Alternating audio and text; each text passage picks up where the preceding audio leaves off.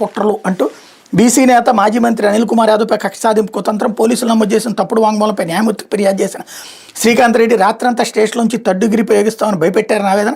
అనిల్ కుమార్ యాదవ్ పేరు చెప్పాలని ఒత్తిడి చేసి వాళ్లే స్టేట్మెంట్ రాసుకున్నాను వెళ్ళి పోలీసుల తీరుపై మండిపడ్డ న్యాయమూర్తి న్యాయస్థానంలో మళ్ళీ శ్రీకాంత్ వాంగ్మూలం రికార్డు. ఇదే కేసులో రిమాండ్లో ఉన్న మాజీ మంత్రి కాకాని అన్నటువంటి వార్తని హైలైట్ చేశారు. ఇందులో కూటమి ప్రభుత్వ వైఫల్యాలతో పాటు 12 నెలలుగా టీడీపీ ఎంపీ వేమిరెడ్డి ప్రభాకర్ రెడ్డి అక్రమాలపై పోరాడుతున్న ఉమ్మడి నెల్లూరు జిల్లా వైఎస్ఆర్సీపీ నాయకుల లక్ష్యంగా సర్కార్ కుట్రలకు తెగబడుతోంది. అసత్యాలతో బేతాళ కథలల్లి కక్ష సాధింపులకు దిగుతోంది. ఏదో ఒక రకంగా నరకం చూపేందుకు శతవిధాలా ప్రయత్నిస్తోంది. దీనిలో భాగంగా అసలు మైనింగే జరగని రుస్తుం మైన్స్లో ఏదో జరిగిపోయిందంటూ పోలీసులు అక్రమ కేసులు బనాయిస్తున్నారు. ప్రతిపక్ష నేతలను ఒక్కొక్కరిని అరెస్ట్ చేస్తున్నారు. తొలుత ముగ్గురిపై కేసు నమోదు చేయడంతో వాళ్ళు కోర్టుకెళ్లి ముందస్తు బయలు తెచ్చుకున్నారు. ఈ కేసులో మాజీ మంత్రి కాకాని గోవర్ధన్ రెడ్డిని A4గా సర్కార్ ఇరికించింది. ఆయన అరెస్ట్ చేసి రిమాండ్కి పంపింది. A5గా టీడీపీ నేత కృష్ణరాజు పేరు చేర్చి మరో ముగ్గురు వైఎస్ఆర్సీపీ కార్యకర్తలపై అక్రమ కేసులు బనాయించింది. తాజాగా బీసీ నేత మాజీ మంత్రి అనిల్ కుమార్ యాదవ్ని కేసులో ఇరికించేందుకు యత్నిస్తోంది. ఏదో రకంగా ఆయన్ను అరెస్ట్ చేయాలని తలపోస్తుంది. ఆయన అనుచరులను ఇరికించేందుకు కుయుక్తులు పన్నుతోంది. దీనికోసం A12గా నిందితుడిగా బెరదవోలు శ్రీకాంత్ రెడ్డిని చేర్చి అక్రమంగా అరెస్ట్ చేసింది. అతన్ని బెదిరించి మాజీ మంత్రి అనిల్ కుమార్ యాదవ్ పాత్ర ఉందని చెప్పాలంటూ పోలీసులు శ్రీకాంత్ రెడ్డిని భయపెట్టి వాంగ్మూలం వారే రాసుకుని సంతకం తీసుకున్నారు. ఈ విషయాన్ని బెరదవోలు శ్రీకాంత్ రెడ్డి న్యాయమూర్తి ఎదురు చెప్పడంతో ప్రభుత్వ కుతంత్రం బట్టబయలైంది. శ్రీకాంత్ రెడ్డి నుంచి న్యాయమూర్తి మళ్లీ వాంగ్మూలాన్ని తీసుకుని రికార్డు చేయించారు.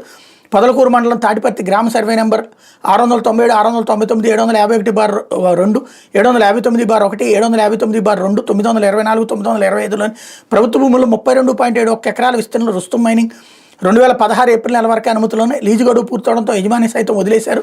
అక్కడ మైనింగే జరగలేదు. 2023 డిసెంబర్లో అక్రమ మైనింగ్ జరుగుతోందని ప్రస్తుత ఎమ్మెల్యే సోమిరెడ్డి చంద్రమోహన్ రెడ్డి ఫిర్యాదు చేయడంతో మైనింగ్ శాఖ అధికారులు జాయింట్ తనిఖీ నిర్వహించారు. అసలు అక్కడ మైనింగ్ జరిగిన ఆనవాళ్లే లేవని ఆ ప్రాంతంలో ఫెల్డ్స్పార్ క్వార్జ్ మిశ్రమం కలిపిన పాత నిల్వలో ఉన్నట్టు గుర్తించారు. ఎక్కడ యంత్రాలు పెట్టి తవ్వకాలు చేసినట్టు ఆనవాళ్ళు కనిపించలేదు. 2 శాశ్వత భవనాలు పాడుబడి ఉన్నట్టు గుర్తించి ఆ మేరకు ప్రభుత్వానికి నివేదిక ఇచ్చారు.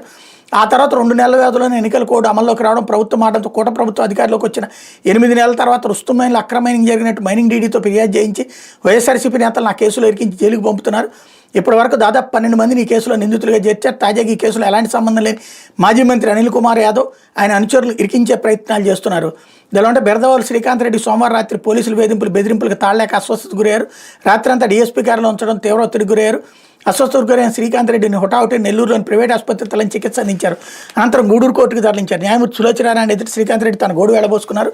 ఇరుపక్షాల వాదన అనంతరం న్యాయమూర్తి శ్రీకాంత్ రెడ్డికి ఆగస్టు 4 వరకు రిమాండ్ విధించారు. దీంతో ఇదంతా కూడా తప్పుడు కేసు అన్నటువంటి కోణాన్ని ఇక్కడ హైలైట్ చేశారు. ఇకపోతే ఎంబీ